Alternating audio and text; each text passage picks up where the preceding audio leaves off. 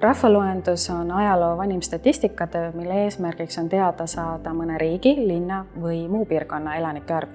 Teadaolevalt vanim rahvaloendus Euroopas toimus Ateenas 16. sajandil enne Kristuse sündi.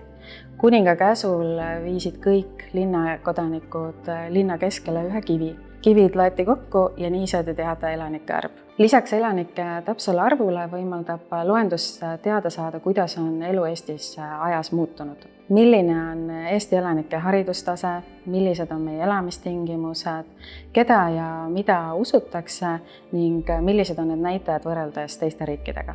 Loenduse andmed on aluseks otsustele, mis mõjutavad igapäevaelu meie ümber. Et need andmed võimaldavad nii riigil kui ettevõtjal teha targemaid otsuseid, näiteks kuhu luua uus koolimaja, kaubanduskeskus või rulapark. Seekordne rahvaloendus saab olema eriline, sest võrreldes varasemate loendustega küsitakse inimestelt vaid mõned üksikud küsimused, mistõttu võtab vastamine palju vähem aega. See on võimalik seetõttu, et väga paljud andmed on erinevates riiklikes registrites juba olemas.